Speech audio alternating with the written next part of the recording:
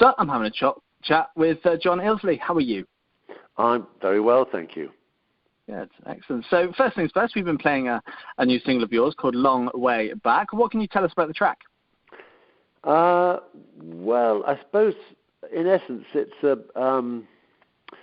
looking back to that when the band first started in Los Angeles, playing at the Roxy, meeting Bob Dylan, and really this sort of reflections on that journey and how one felt, when one was going through, quite a few years of playing and recording and meeting people and how that affects you and how you see the world. So when it says a long way back to Deptford Town, which is where the band first started. Mm. Yeah.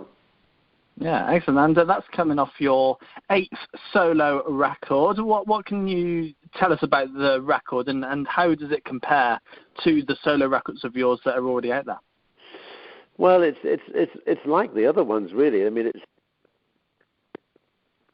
of songs which magically come together over a period of time. Don't ask me how, but somehow or other, thoughts and ideas which I jot down on pieces of paper and bits of music that I create on an iPhone or in my head all get put together like a massive jigsaw puzzle, and somehow or other, a record comes or an album comes out of it, which I think is worth recording. And the process is exactly the same. I mean, now, even though I just finished this record and I'm talking to you about it and lots of other people, I'm already playing little bits of music and recording them on my iPhone and, writing ideas down, which might find themselves, joined together at some point in the future for number 9. Amazing. That's great to hear, and I'm sure your fans will be delighted to hear that you're still working on music and heading towards record number 9. But obviously, record number 8 was probably put together and written and recorded in such different times due to the pandemic. What was it like, and how much of an impact did it have on this record? Well, if you listen to the record, for instance, none of this was planned. It was essentially a reflection on what we were all going through over the last couple of years with this pandemic and having to shelter, and our lives changed immeasurably. So it's basically reflections of where one is at one particular time in one's life. And I think that most songwriters tend to do that. It is a bit of a mystery, and long may remain a mystery why things suddenly appear to you. As Noel Gallagher says, sometimes I'm lucky enough to have a few ideas drop into my lap. Well, you've got to be prepared to recognize them when they drop into your lap, which he's obviously quite good at. But it's an interesting process, and the UK is remarkably good at producing, good songwriters and good singers and good music, and people still look to this country, in a lot of ways, for new things that happen in music. We're quite good at synthesizing the past and then producing something new. Yeah, no, most certainly. And obviously, with the pandemic having happened over the last couple of years, it's been difficult to tour, it's been difficult to gig, but you are heading back out on the road in April and May time. I bet you can't wait to be on the road again. Well, I'm looking forward to it. I mean, I do love touring, but I wouldn't dream of attempting anything that we used to do with the Straits, which went on for months and months and months, in fact years sometimes. But I do things on a much more modest scale now. So this tour will be about 2.5 weeks and takes us to most parts of the country, but there are places I can't get to, partly because of timing. I don't really want to be away for more than 2 weeks at a time these days. Mm-hmm. And,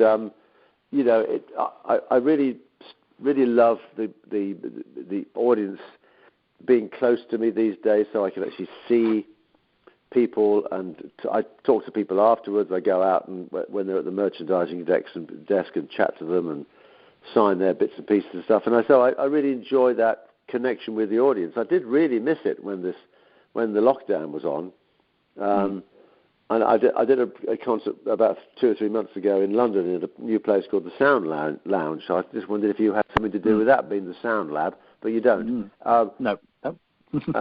But the Sound Lounge has just opened up in Sutton, and an acquaintance of mine was, partly responsible for that. So I did a gig down there, which was great, and then I did a festival in Germany, which was quite difficult to do because of Brexit. So we have our politicians to thank for making touring abroad incredibly difficult.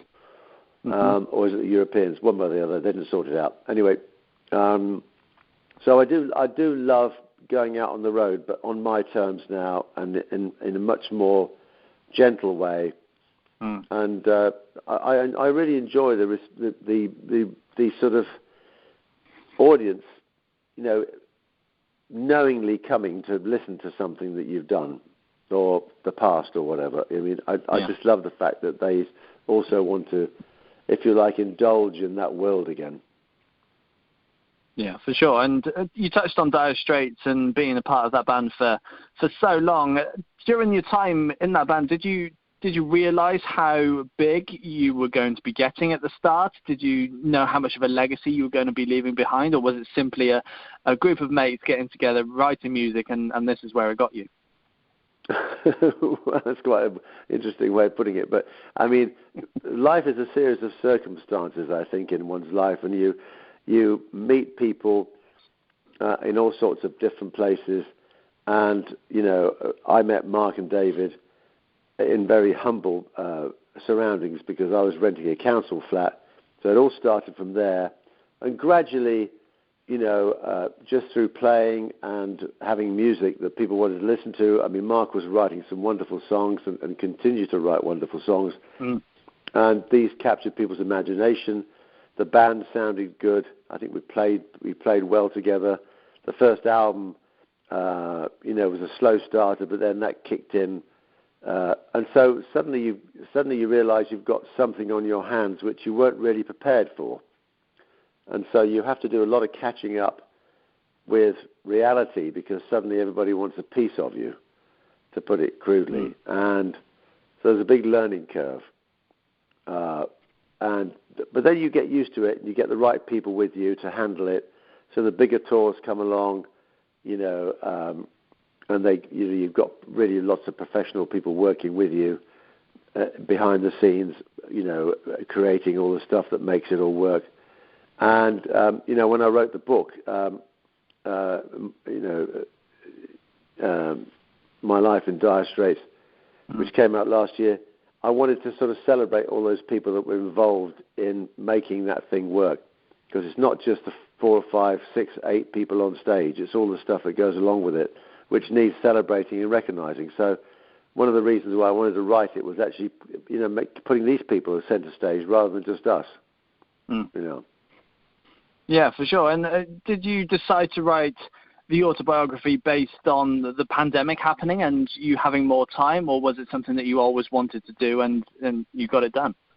Well, I started it before the pandemic raised its ugly head and put us all into paralysis for a while. I'd already kicked it off, and it was already, putting together the whole kind of rhythm of the thing, how to approach it, and I was amazed actually how much I actually remembered, because as we know with age, with Dire Straits, the memory fades. But I managed to sort of put enough of the stuff together, and used a friend of mine who essentially would take everything that I was telling him and writing down, and together we put the thing in some sort of format, which I think has come together, quite well. I'm very pleased with the result, and it seems to have been received very well. So there's a lot of goodwill out there for the band, and I think people were quite intrigued by, some of the backroom stories and such like. It was definitely worth doing. Good, that's great to hear. So looking towards the future, I know you mentioned record number 9 is kind of happening, but what are you planning for the rest of the year? You've got this tour. We're obviously hitting festival season. What have you got in mind at the moment? Well, I've been asked to do a few festivals in various parts of the world, but I'm slightly nervous at the moment because of what's going on everywhere and the unpredictability of life. I don't really need to do them, and if I can make them and do them, I mean, I'm doing a few charity things this year, which I like doing. I've got one coming up in 2 or 3 weeks' time in London for the Marsden, the Marsden Cancer Hospital. Mm-hmm. Yep. Doing one for them on the 24th of March in London, and then I've got the tour coming up, and I'll probably do a few. I'd like to do a few dates in the autumn if things have settled down, and just literally go out and play, most of the songs from the new album scattered around with a few Dire Straits songs to get the band. Because this tour that I'm doing in April is really talking about the past, the present, and where we are right now. So I intersperse the Dire Straits songs with conversations with my manager about the past. And it makes for quite an interesting show for people. I think people are quite intrigued by the early days. So I do that, and then we play the songs acoustically, which is actually really rather lovely when you start taking the drums out and stripping it right down to just the bare essentials of the song. So people get a very different audio experience and visual experience of the band, playing acoustically with acoustic guitars and just acoustic basses and things like that. So it was an experiment that seems to have worked out okay. Good. And touching on charity things, Mark has said in the past that he would only get Dire Straits back together if it might be something for charity or something like that. What discussions have gone on, if any, of that might happening? Because I know Mark is obviously doing his solo stuff as well at the moment. Yeah, he's in the studio at the moment. I don't think anything's come up about that really. I mean, he said that a long time ago. I think he's probably moved on from that now. I do remember him saying that, and putting the band back together would be a big exercise, and there'd be a huge amount of expectations, and sometimes it might be better just to leave things. Leave that nice distant memory that people have of when we played together. I think we stopped at the right time for us, or else I think we would have gone maybe a little bit tonto, a little bit mad. A lot of pressure with that tour. It was a lot of people, a lot of dates, and it took a few months, in fact a year or two, to sort of just to recover after it. So you don't take these things on lightly. No.